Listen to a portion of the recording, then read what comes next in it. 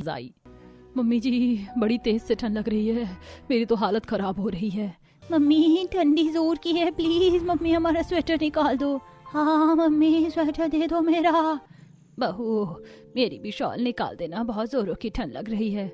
जी माँ मैं अभी ठंड के कपड़े निकाल देती हूँ, आज कुछ ज्यादा ही ठंड बढ़ गई अचानक से। अब दिन ब दिन ठंड बढ़ेगी ही।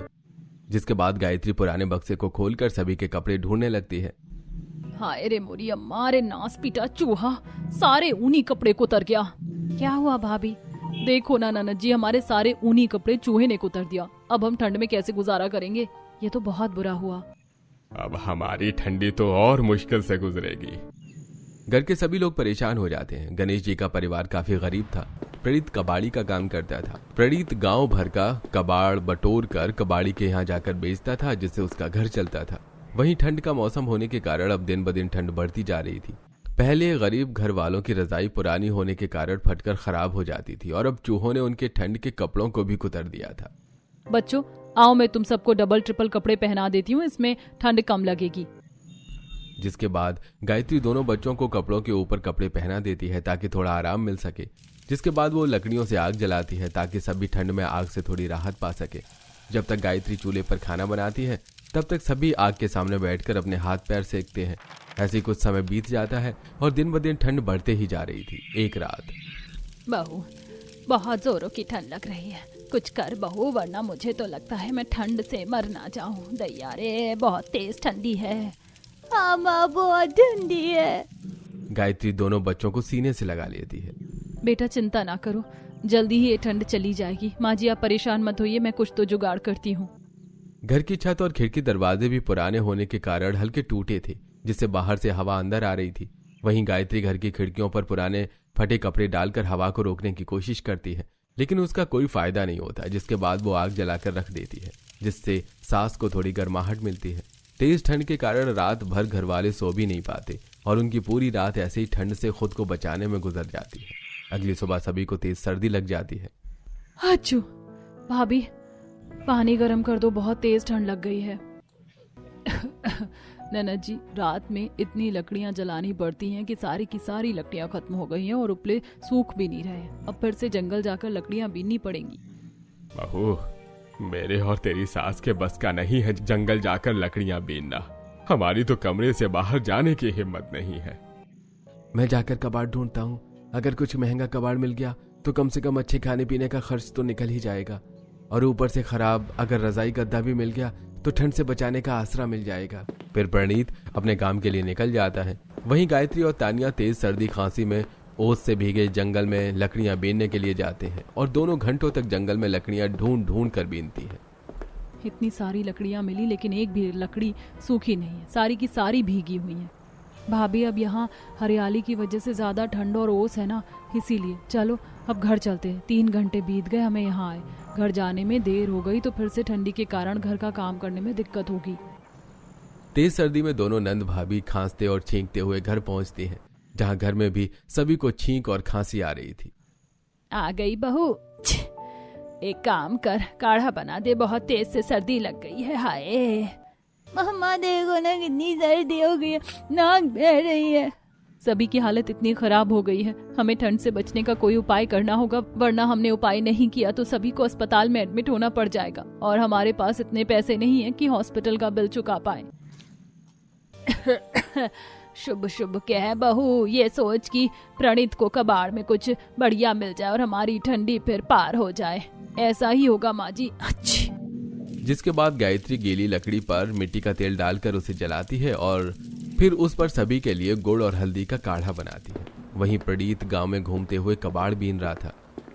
रोज रोज गांव में इतनी सारी पानी की बोतलें, प्लास्टिक इतनी ज्यादा पड़ी रहती थी, लेकिन ये क्या अचानक से गांव में सारी प्लास्टिक की बोतलें गायब हुई हो गईं? कहीं प्लास्टिक का रेट बढ़ तो नहीं गया?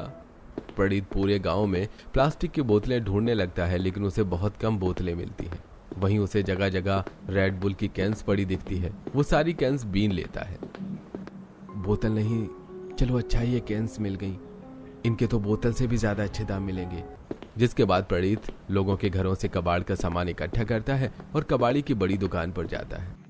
ओ कल्लू कबाड़ वाले भाई साहब, ये देखो आज मैं रेड बुल की खाली कैंस लाया हूँ, एल्यूमिनियम के पैसे तो ज्यादा होते हैं, तो सही सही रेट लगाना। अरे प्रणीत, अगर तुझे एल्यूमिनियम की कैंस के पैसे चाहिए तो एक काम कर, मेरे पास 2 बोरी कैंस रखी हैं, इन्हें ले जा फ्री में ही और बेच ले जो खरीदे। अरे ठंडे में इन रेड बुल्स की कैन की कोई कीमत नहीं है। अगर प्लास्टिक की बोतल मिले तो ले आना, और ये ले तेरे बाकी के कबाड़ के पैसे। ठंडी में अचानक से प्लास्टिक की बोतलों के रेट बढ़ गए और ये रेड बुल की कैंस जिनकी कीमतें हैं उनके रेट डाउन क्यों हो गए? अरे भाई, सीधी सी बात है, ठंडी ऑलरेडी इतनी ज्यादा है कि लोगों को प्यास लगती नहीं है, तो कोई पानी खरीद कर पीता नहीं है। वहीं ठंडी में ठंड शरीर में गर्म रखने के लिए लोग रेड बुल खरीद कर पीते हैं। इससे लोगों के शरीर में गर्मी और एनर्जी महसूस होती है। इसका मतलब ये कैंस किसी काम की नहीं है? अरे मेरे तो किसी काम की नहीं है, तुम्हें चाहिए तो वो 2 बोरी कैंस रखी हैं, वो भी ले जाओ। यहाँ रेट नहीं है तो क्या हुआ, शहर में तो भाव मिल ही जाएगा इसका। मेरे पास 1 बोरी है और 2 बोरी ये रेड बुल की कैंस है, इन्हें शहर ले जाकर बेच देता हूँ, अच्छे पैसे मिल जाएंगे। ये सोचकर प्रणीत शहर कैंस के लिए बेचने के लिए चला जाता है, लेकिन शहर के कबाड़ी वाले भी अब प्रणीत की कैंस लेने से मना कर लेते हैं और बेचारा प्रणीत भारी ठंडी में सारी रेड बुल की कैंस वापस लेकर घर आ जाता है। प्रणीत ठंड से कांप रहा था। अजी कहाँ थे आप अभी तक? रोज शाम में जल्दी आ जाते थे, आज आधी रात घर आ रहे हो और देखो सर्दी से कितना बुरा हाल है आपका। गायत्री के ऐसा कहने पर प्रणीत ठंड से कांपते हुए गायत्री को पूरी बात बताता है। ये इतनी सारी रेड बुल की कैंस का क्या ही होगा, जब कबाड़ी के काम की नहीं है ये तो हमारे किस काम की? पापा इसे फेंकना नहीं, हम इससे खेलेंगे। पापा मैंने बगल वाली आंटी के टीवी पर ऐसे कैन से हीटर बनाते हुए देखा था, क्यों ना आप और मम्मा इन रेड बुल की कैन से हीटर तैयार करो, इससे हमारे घर पर भी गर्मी रहेगी और फिर इतनी सारी लकड़ियां भी नहीं खर्च होंगी। कैन से हीटर कैसे पॉसिबल है चिंटू? कुछ भी कह रहा है भैया। नहीं नहीं चिंटू, सही कह रहा है, सब पॉसिबल है इन कैन से, और इनसे तो हीटर बहुत अच्छा बनेगा। मैं कबाड़ी के पहले इलेक्ट्रॉनिक सामान की रिपेयरिंग का काम करता था ना, तो मुझे अच्छे से आता है। सही कह रहे हो जी, अगर हीटर बन गया तो घर की तकलीफें दूर हो जाएंगी, मैं आपकी मदद कर देती हूँ। जिसके बाद गायत्री कैंस को एक में एक जोड़कर हीटर का आकार तैयार करती है और फिर प्रणीत कबाड़ से वायर लाकर हीटर में वायरिंग करता है, जिसके बाद हीटर बनकर तैयार हो जाता है। अरे वाह, ये तो बहुत ही ज्यादा सुंदर है। अरे इससे तो बहुत ही ज्यादा गर्माहट मिल रही है। अब बहुत ज्यादा देर तक लकड़ियां जलाने की जरूरत नहीं पड़ेगी, और अब तुझे जंगल में ज्यादा देर तक लकड़ियां बीनने की भी जरूरत नहीं है। क्यों भाग्यवान? हाँ जी, सही कह रहे हो। जब घर में ये रेड बुल की कैन से इतना बढ़िया हीटर बन गया तो बाहर जाकर लकड़ियां बीनने की क्या जरूरत है, हम तो हीटर से ही गर्मी ले लेंगे। हे भगवान, आप लोग तो मेरी महीने भर की कमाई बिजली के बिल में लौटाना चाह रही हो। आप लोगों को पता भी है इस महीने आप लोगों के ये रेड बुल कैंस के बने हीटर चलाने के कारण घर का बिल 5,000 रुपए आया है। 5,000 रुपए का लाइट बिल, ये सुनकर घर के सभी लोगों के होश उड़ जाते हैं। अरे इसीलिए मैं कहता था कि ज्यादा हीटर की गर्मी न लो। अब देखो कितना बिल आ गया है। कभी कभी ठंड बर्दाश्त भी करनी चाहिए, वरना यही हाल होता है। लेकिन दादाजी, अगर ये हीटर नहीं होगा तो हम तो ठंड से बीमार पड़ जाएंगे। हाँ दादाजी, पापा चिंटू भैया सही कह रहे हैं, यह हीटर अगर कम यूज करेंगे तो फिर से हालत खराब हो जाएगी। आप लोग चिंता मत करो, मैं कुछ जुगाड़ करती हूँ। हमारे पास अभी भी बहुत सारी रेड बुल की कैंस रखी हुई हैं, क्यों ना मैं इन कैन से तपने के लिए सिगड़ी बना दूं। वैसे भी हमारी पुरानी सिगड़ी खराब हो गई है, हम सिगड़ी में चूल्हे का बचा हुआ कोयला डालकर देर रात तक गर्माहट ले सकते हैं। हाँ, बहू सही कह रही है, मैंने तो ये सोचा ही नहीं कि हम आराम से इन रेड बुल की कैन से सिगड़ी बनाकर कोयले की आग से गर्माहट ले सकते हैं। सिगड़ी बनाना भी इजी है माँ जी, मैं बना देती हूँ, ज्यादा समय नहीं लगेगा। इसके बाद गायत्री बोरे से रेड बुल की कैंस निकालकर एक के ऊपर एक रेड बुल की कैंस चिपटाकर उसका गोला बनाती है और एक बहुत ही मजबूत सिगड़ी तैयार करती है, जिसके ऊपर कोयला जलाकर लोग आराम से आग सेक सकते हैं। अरे मेरी बीवी मुझसे सीख रही है, देखो माँ पापा कितना बढ़िया सिगड़ी तैयार किया है गायत्री ने। ये तो बहुत ही ज्यादा मजबूत और सुंदर है, ऐसी सिगड़ी तो बाजार में भी नहीं मिलेगी बहू। अच्छा किया तूने ये बना दिया, अब हम हीटर बस रात में ही चलाएंगे और बाकी समय हम चूल्हे में बचे हुए कोयले की सिगड़ी पर रखकर जलाकर गर्माहट लेंगे। लाओ माँ, मैं इस सिगड़ी को जलाकर लाती हूँ। जिसके बाद तानिया सिगड़ी में कोयला रखकर उसे जलाती है और घर वाले मजे से गर्माहट लेते हैं। ऐसे कुछ दिन बीत जाते हैं। घर में अब हीटर था, सिगड़ी थी, फिर भी सोते समय सभी को बहुत ही ज्यादा दिक्कत होती थी क्योंकि रजाई नहीं थी। एक दिन भैया आप रजाई वाले से एक रजाई बनवा लेते तो बहुत ही ज्यादा बेहतर होता। आखिर कब तक हम बिना रजाई के सोएंगे। भले ही इस घर में अब हीटर है, गीजर है, लेकिन फिर भी देखो ना कितनी ज्यादा ठंड है। बाहर रात में हालत खराब हो जाती है बिना रजाई के। घर में अगर ओढ़ने के लिए चादर है तो वो भी फटे पुराने हैं जो किसी मतलब के नहीं है। उन्हें ओढ़ने से तो ठंड भी नहीं दूर होती, क्या ही मतलब होगा ऐसी चादर का। घर में रजाई न होने के कारण रात में कोई चैन से सो नहीं पाता था, जिस कारण अब घर के लोग काफी ज्यादा परेशान होते हैं। वहीं एक दिन जब बहू बाजार से आ रही होती है तो वो देखती है कि एक परिवार मैदान में बड़ी सी पाइप के अंदर रहकर गुजारा कर रहा है और वहां इस पाइप में उन्हें ठंड से राहत मिल रही है। सोचने वाली बात है, हमारे पास घर है फिर भी हमें ठंड लगती है और यहाँ इस पाइप में ये पूरा परिवार रह रहा है, सो रहा है, इन्हें ठंड भी नहीं लग रही। गायत्री यही सब सोच रही होती है कि तभी उसे एक आइडिया आता है और घर जाकर वो बोरे में रखी रेड बुल्स की बॉटल्स निकाल कर उन्हें जोड़ जोड़ कर कुछ बनाने लगती है। बहू ये क्या बना रही है, ये तो कुछ अलग ही लग रहा है। बहू बाहर से आई है ना, कुछ बोली है ना कुछ, और अचानक से बस कुछ बनाने में लग गई। अब कौन सा जुगाड़ ढूंढ कर लाई है बहू, हमें भी तो बता, मैं भी तो जानूं मेरी बहू क्या कर रही है। माँ जी मैं आप लोगों के लिए रजाई बना रही हूँ जिससे आप लोगों को ठंड नहीं लगेगी और हम सभी उसमें घुसकर आराम से सो सकते हैं। तुम्हारा दिमाग खराब है, रजाई बना रही हो, ये भी रेड बुल की कैन से। अरे मेरी अर्धांगिनी जी, मुझे जिंदा रहना है, हम इस रेड बुल की कैन से बनी रजाई कैसे ओढ़ेंगे, भला बताओ तो। अच्छा बताओ, रजाई किस काम आती है? ठंड में गर्माहट देने के। हाँ, तो मैं जो बना रही हूँ वो भी ठंड में गर्माहट ही देगा, इसीलिए मैंने कहा कि मैं रजाई बना रही हूँ। आज मैंने एक मैदान में एक फैमिली देखी जो पाइप के अंदर सोते हैं और रहते हैं और वहाँ उन्हें ठंड भी नहीं लगती, इसीलिए मैंने सोचा क्यों ना मैं इन रेड बुल की कैंस को जोड़कर वैसा ही कुछ तैयार करूँ ताकि हम ठंड से बच सके। फिर गायत्री रेड बुल की कैंस को जोड़कर रजाई जैसा आकार करती है जिसमें घर वाले आराम से घुसकर सो सके और उन पर न कैंस का भार आए न ही ठंड लगे। वहीं रात में सभी बहू की बनाई रेड बुल की कैंस की रजाई में घुसकर सोते हैं जहां बहुत ही ज्यादा गर्मी होती है। अरे वाह, वही, ये तो बहुत ही बढ़िया है, यहाँ सोने में तो बिल्कुल भी ठंड नहीं लग रही है। भाभी ये तो रजाई से भी ज्यादा गर्म है, इसमें थोड़ी भी ठंडी हवा नहीं आ रही।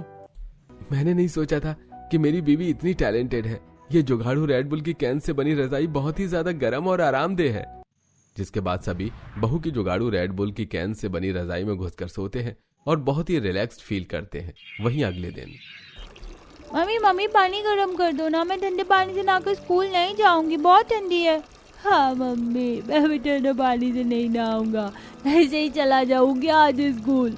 सुबह से 4 बार पानी गर्म कर चुकी हूँ, अब हिम्मत नहीं होती। एक तो रोज रोज लकड़ियाँ बीन कर लाने में हालत खराब हो जाती है, ऐसे ही नहा लो, समझे। बच्चे रोने लगते हैं और ठंडे पानी से नहाने के लिए मना कर देते हैं और वैसे भी इतनी ठंड में ठंडे पानी से नहाना जान जोखिम में डालने के बराबर था।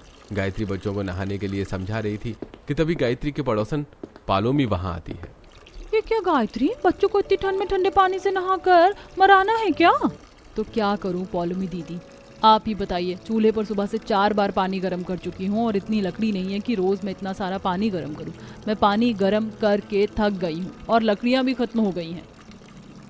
एक गीजर ले लो ना, अगर इतनी ठंड लग रही है तो। मेरे घर में तो गीजर है, सभी गीजर से गर्म किए पानी से नहाते हैं, इसीलिए तो किसी को ठंड भी नहीं लगती है। गीजर के लिए पैसे तो चाहिए, क्या फ्री में आ जाएगा क्या? हाँ, जब खुद से ही ये हीटर और सिगड़ी बना सकती हो तो गीजर भी बना लो। बच्चों को ठंडे पानी से नहलाओगी तो बीमार हो जाएंगे बच्चे। चलो अब मैं जाती हूँ, मैं तो बस अपनी कटोरी लेने आई थी उस दिन जो मैंने प्रसाद भिजवाया था। जी पालोमी दीदी, अभी देती हूँ। जिसके बाद गायत्री पालोमी को कटोरी देती है और पालोमी वहां से चली जाती है। वहीं अब गायत्री पालोमी की बात सोचने लग जाती है।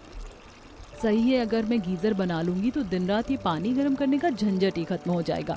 और रही बात गीजर के अंदर की वायरिंग की, तो वो तो पतिदेव कर ही देंगे। इसके बाद गायत्री रेड बुल की कैंस को काट कर उसे जोड़कर उसे गीजर बनाती है और प्रणीत उसमें वायरिंग करता है। गायत्री का बनाया हुआ गीजर बहुत ही ज्यादा ड्यूरेबल होता है। गायत्री जैसे गीजर का बटन चालू करती है, नल से गरम गरम पानी निकलने लगता है। अरे वाह भाभी, इस नल से तो एकदम गर्म पानी निकल रहा है। अब हम आराम से गर्म पानी से नहा सकते हैं। आपने तो कमाल कर दिया।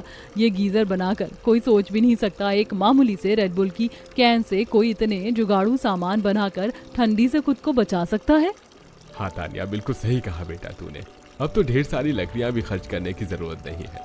हीटर से गर्मी दूर होगी और गीजर से हम गर्म पानी से नहा सकते हैं। और बहू के बनाई जुगाड़ू रजाई का तो क्या ही कहना।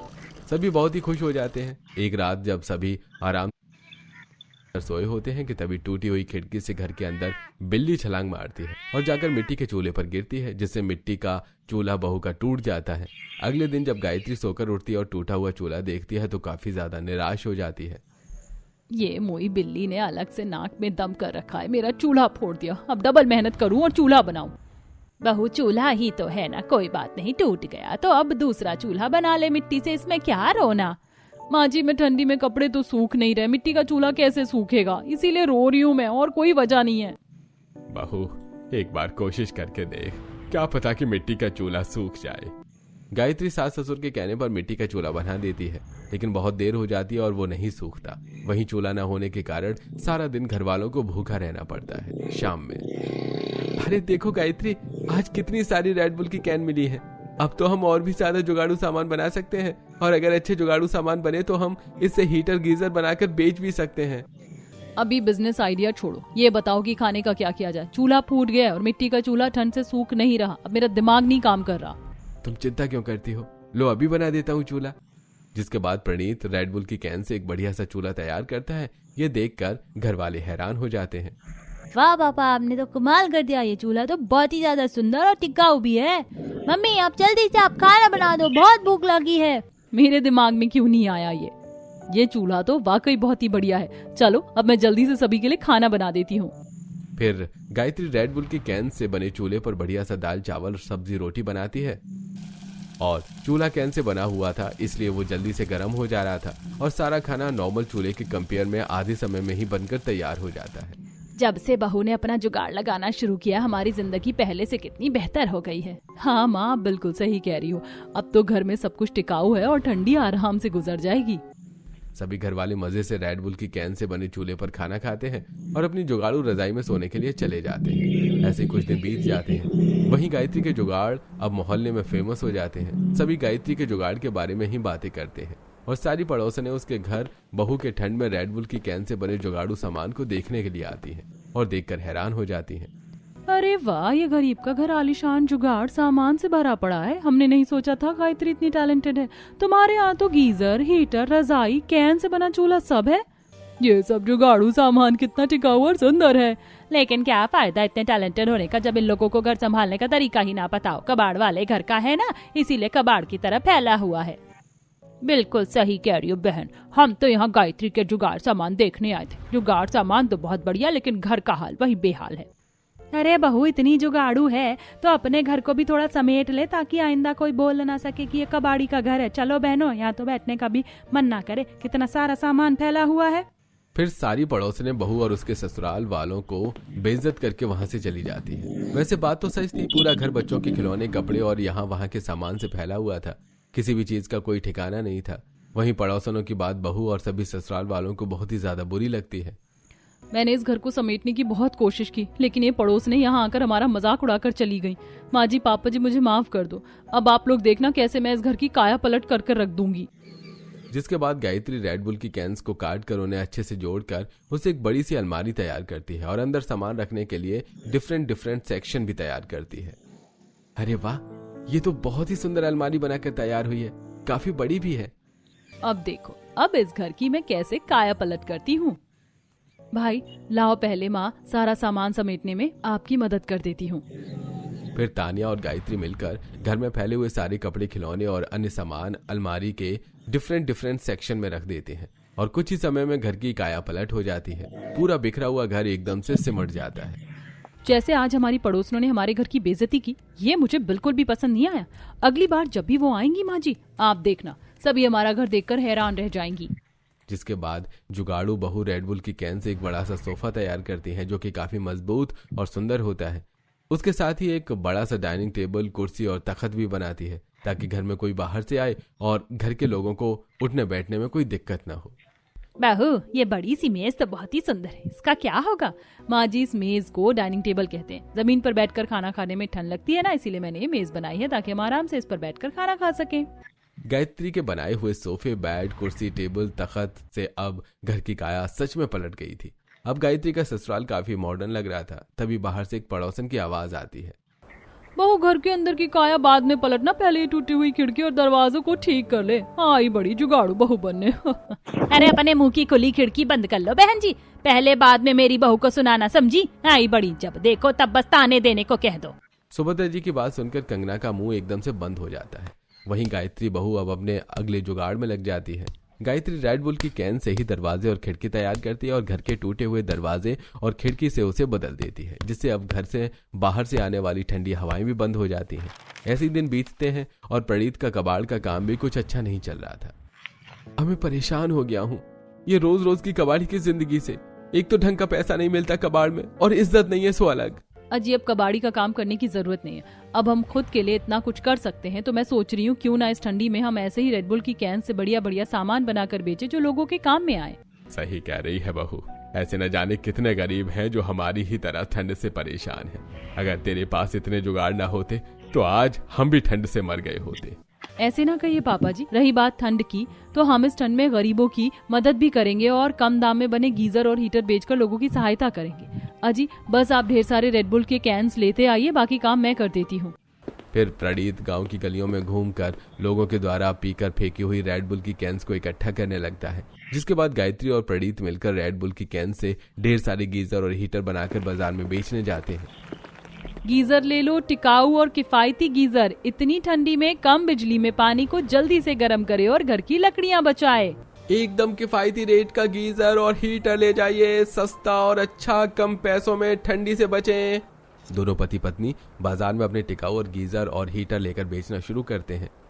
सस्ते, टिकाऊ और जुगाड़ू गीजर और हीटर देखकर बाजार में लोगों की लाइन लग जाती है, क्योंकि दुकानों में गीजर और हीटर महंगा होने के कारण लोग अफोर्ड नहीं कर पाते थे, जिस कारण गरीब लोग अब गायत्री और प्रणीत की दुकान पर गीजर और हीटर खरीदने के लिए लाइन लगा लेते हैं। अरे कितने का है भाई गीजर? केवल 1000 रुपए का भाई। अरे ये तो बहुत ही ज्यादा सस्ता है, दूसरी दुकानों में तो 5000 से नीचे का नहीं है।